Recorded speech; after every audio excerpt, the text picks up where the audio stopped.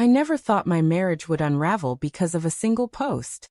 But the night I read the words, "My husband can cry," plastered across my wife's feed for everyone to see, something in me cracked. It wasn't the words themselves. God knows I've cried in front of her. It was the tone, the hidden smirk behind them. Like she wasn't just talking to her friends, but to someone else. Someone who needed to know I was weak. I sat on the couch, phone glowing in my hands, the quiet hum of the fridge the only sound in our house. I should have scrolled past it, laughed it off. Instead, my gut twisted, heavy and sour, and a thought whispered inside me. This isn't about you. This is for him. Emma. I called, my voice steady, too steady. She came into the living room, brushing damp hair from her face, smelling faintly of lavender soap. "What's up?" she asked, like everything was normal. I turned the screen toward her. "This. Why'd you post it?" Her eyes flicked to the phone and back. A flicker of something, guilt, annoyance, maybe both, crossed her face before she smoothed it away. "It's just a joke, Daniel. Relax. You've been so stressed with work, I thought people should know you're human too." The explanation sat between us like spoiled food. I wanted to believe her. God, I wanted to. But the laugh she forced after was hollow, and my chest burned with suspicion I couldn't swallow down. That night, I lay in bed with her body curved against mine, her breathing soft and even. But my eyes stayed open, locked on the ceiling. The words repeated in my head, each echo louder than the last. My husband can cry. Why did it feel like a message, a signal meant for someone else? The next week at work, I was knee-deep in the whistleblower report. For months I had been gathering evidence against my company, a chain of illegal kickbacks buried under clean paperwork. I'd built my case piece by piece. Long nights spent combing through files while Emma said goodnight without waiting for me to follow. This report was supposed to be the biggest thing I'd ever done. Risky, yes, but honest. The kind of thing I thought she'd be proud of. But lately, I'd caught her glancing at my laptop too long, asking too many questions. "What if you get in trouble for this? What if it ruins us?" she'd said, voice trembling. At the time I thought it was fear for me. Now I wondered if it was fear for herself. I started noticing patterns. Her phone always flipped screen side down. The late-night showers that stretched too long. The faint smile she wore afterward like she'd been somewhere else entirely. The way she avoided my eyes when I asked about her day, answering in clipped phrases as though she were holding back a bigger truth. Every detail was small, dismissible. Put together, they painted a picture I didn't want to see. It all came to a head on a Thursday evening.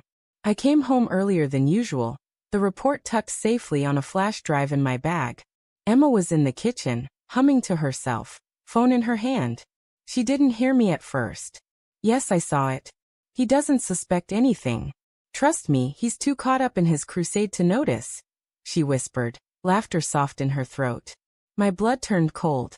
I stepped forward, and she spun around, her smile vanishing. "Who were you talking to?" My voice was quiet, but sharp. "No one. Just Sarah," she stammered. I stared at her, at the flush rising in her cheeks. My heart pounded so hard I thought it might crack my ribs. "Don't lie to me." Her lips pressed tight. She didn't answer. And in that silence I knew. That night I didn't sleep. I sat at the desk in my office, the flash drive resting in my palm like a stone. This report, this truth, it could bring down powerful men. But suddenly it wasn't about them anymore. It was about her. "He doesn't suspect anything." Those words replayed in my head until sunrise. I confronted her again the next morning. "Emma, how long?" My voice broke as I asked. She froze, coffee mug in hand, then set it down carefully as if buying time. "Daniel," she began, but stopped when she saw my face. Her eyes softened with something close to pity. "I didn't mean for it to happen." The world tilted. My throat tightened. Ooh. Her silence was answer enough. For days, I walked through life in a haze. At work, my colleagues' voices were distant murmurs. At home, the walls felt too close, the air too heavy. Emma tried to talk, tried to explain, but every word was a knife twisting deeper. She said it wasn't about love, that she still cared for me. But betrayal doesn't care about reasons. It leaves a scar no apology can erase.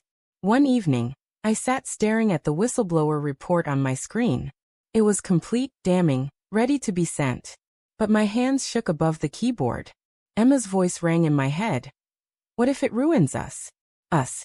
There was no us anymore. She'd already chosen someone else.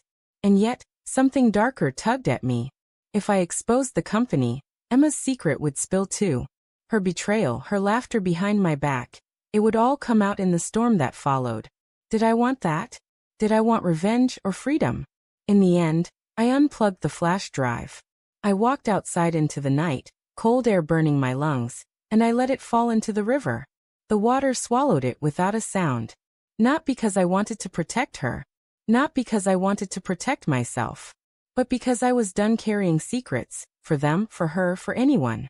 I went home, packed a bag, and left the house without saying goodbye.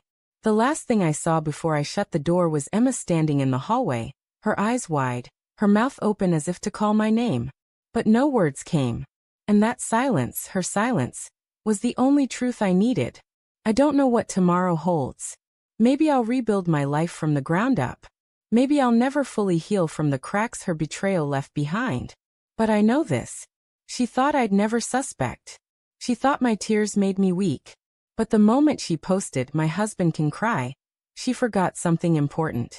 Even broken men can walk away.